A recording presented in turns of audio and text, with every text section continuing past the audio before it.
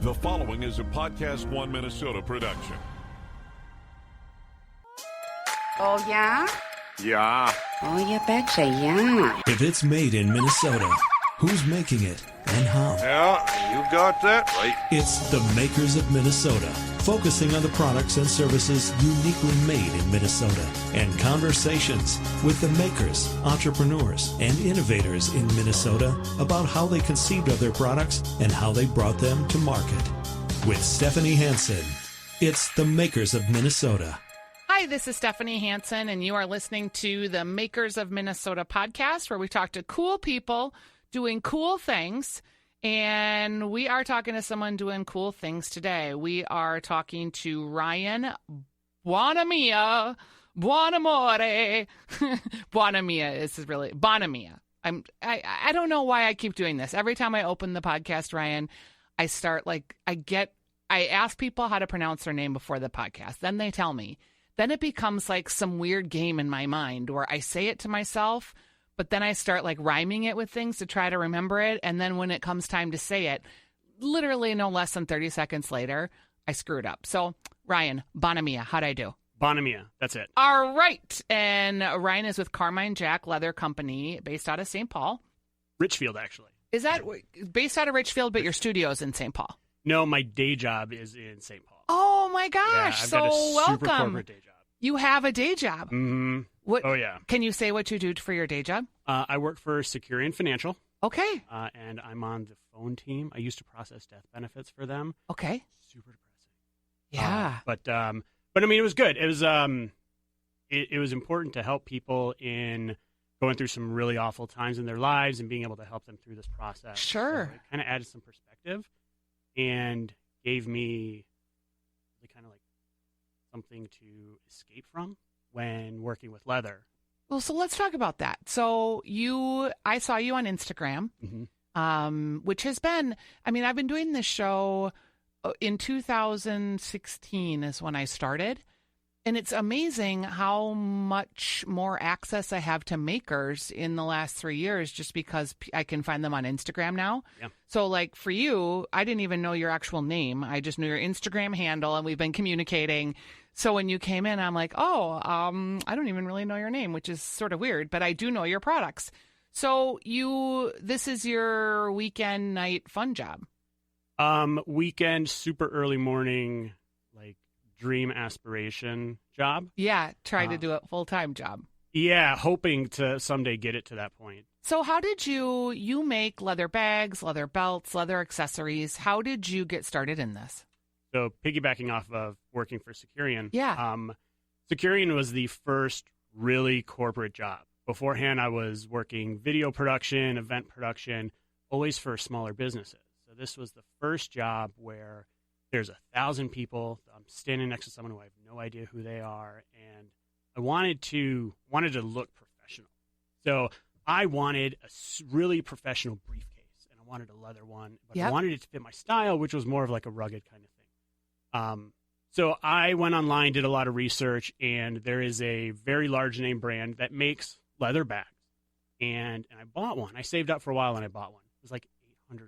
Yeah, I got it, and the quality just wasn't there. Right. The edges didn't line up. It wasn't centered. This thing was a little lopsided, and this thing over here was a little lopsided. And I'm like, $800.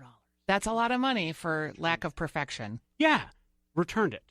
Bought another one because they had some other super big sale, and I bought it, spent $600 on that one. Yep. Same thing. So by this time it had been a couple months, and finally I decided, screw it, I'm just going to make it.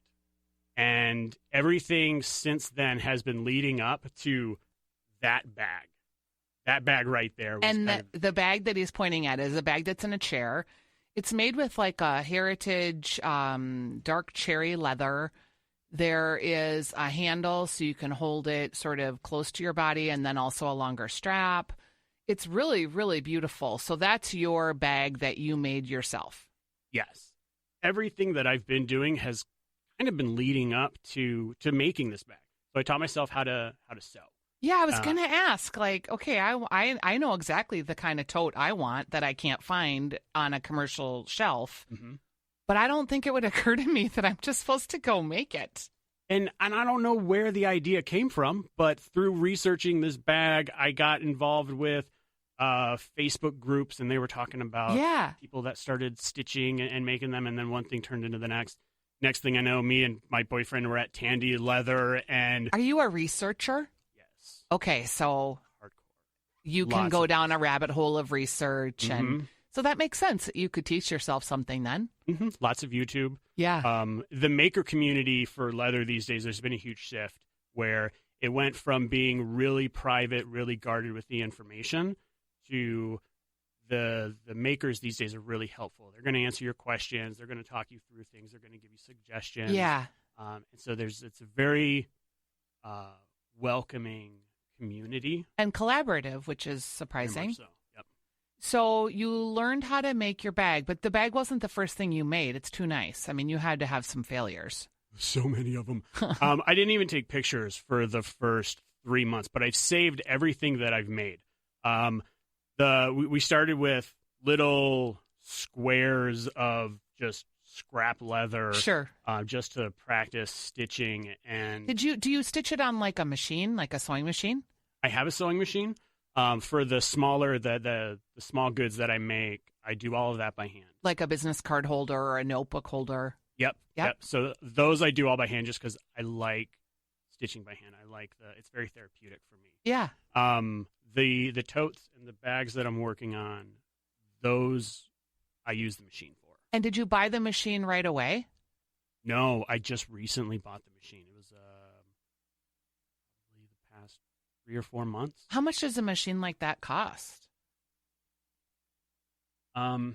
It can be, you can modify an older sewing machine to work with leather, very tough material, and you really need to go slow. So regular Singer sewing machines, they go too fast. Yeah. You kind of have to modify them. So you can modify an older sewing machine, just like one of the cast iron ones, and probably for $200. Right. You can get the pieces for it. Or you can spend up to $6,000.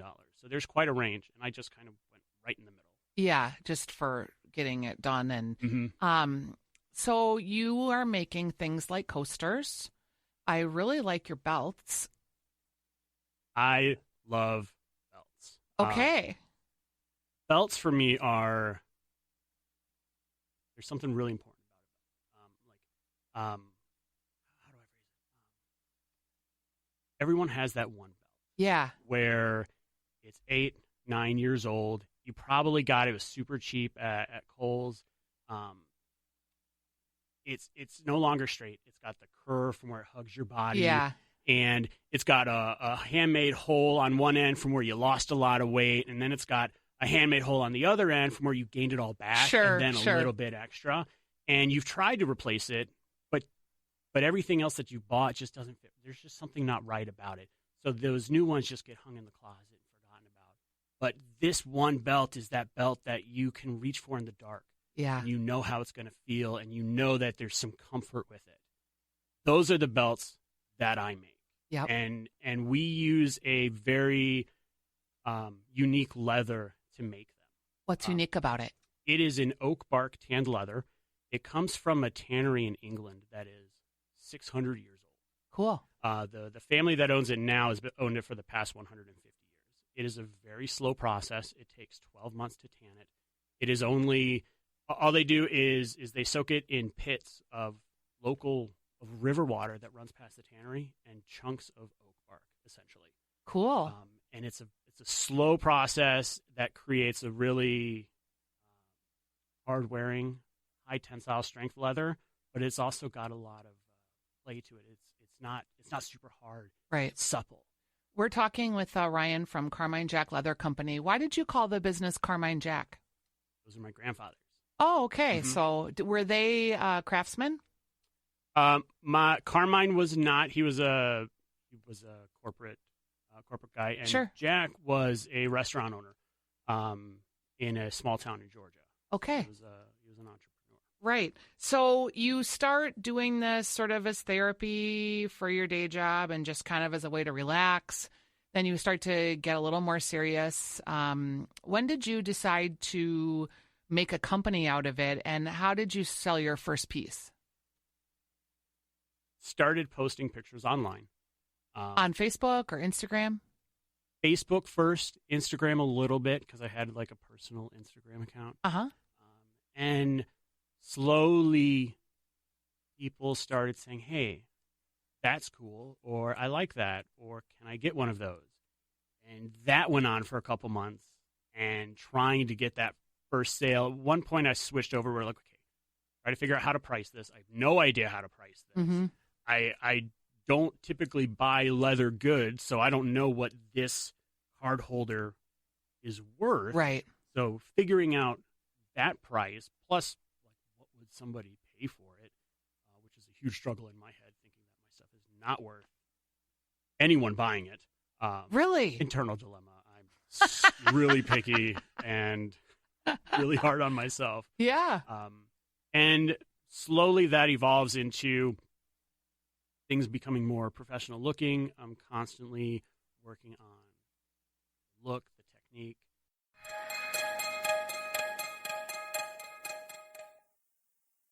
How much time do you spend a night? I wake up at 4 o'clock in the morning Mm-hmm. every day, Monday through Friday, and work for, I get about 2 hours of work before I have to start getting ready for my day job. Yep. Then I go to my day job, and then I come home, cook dinner, take care of the dog, spend some time with the boyfriend, and depending on the night, I may spend a little time with it. Otherwise, it's more on the weekend. Yeah. And I just got approved to work from home starting in a week, 2 weeks. So my amount of time, now that I will no longer have to get dressed or take a shower or get ready or drive to work, because I'll just have to walk upstairs. It gives you another, like, at least hour and a half. It almost triples my production time. Wow. It's game-changing. Is that why you asked to do it?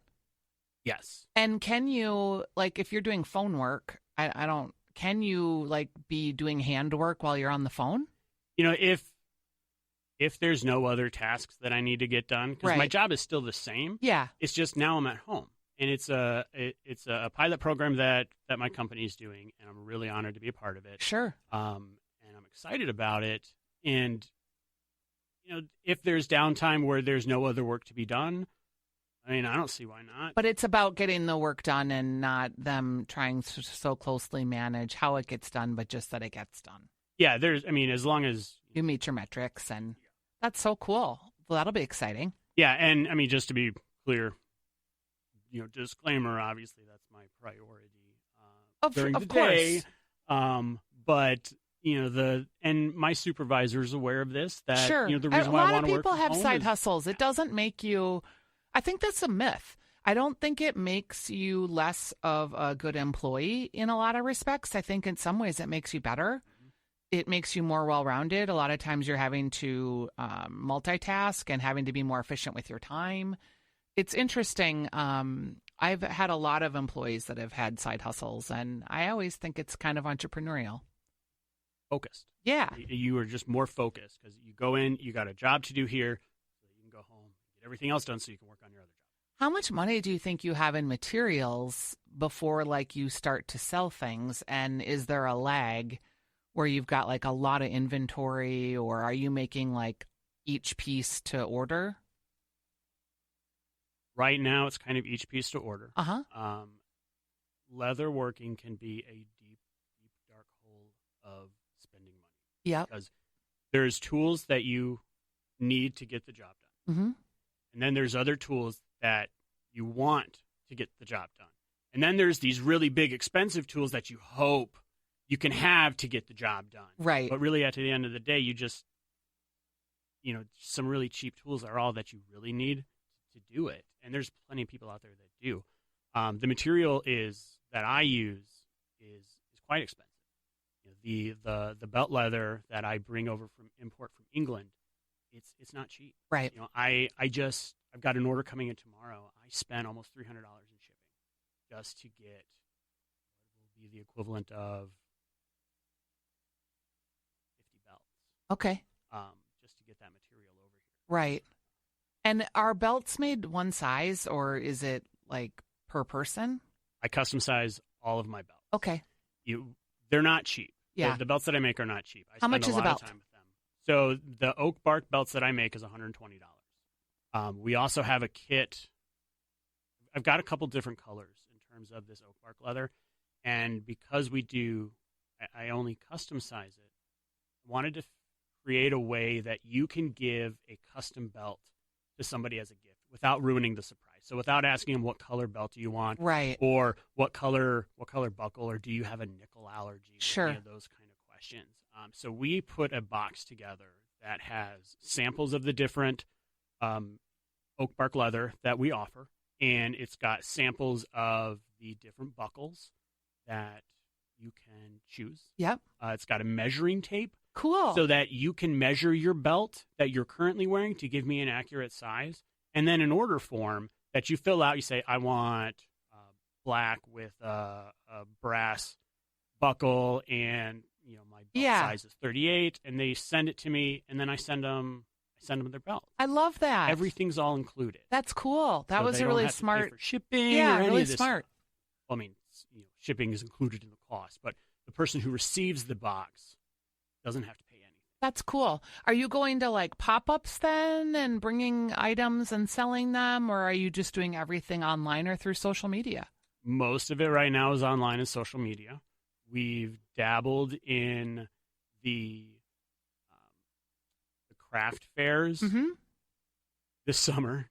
Failed miserably at craft fairs because we found out that maybe craft fairs isn't where our market is. Right. And so we struggled finding a place to sell this in person.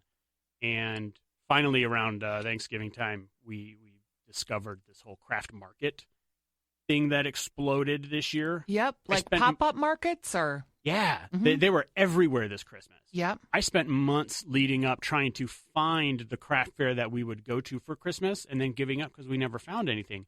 I don't know how I missed it because there's this whole industry about high-end craft markets that by the time they started appearing on the news, I was already too late.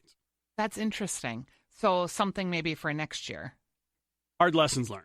Yeah, but that's how you grow your business, right? Yeah, it is. I mean, and I learned some hard lessons, too, in terms of materials and what materials to use, and it helped me develop my own style, too. So there's been a lot of lessons that I learned the hard way. Some of them were expensive.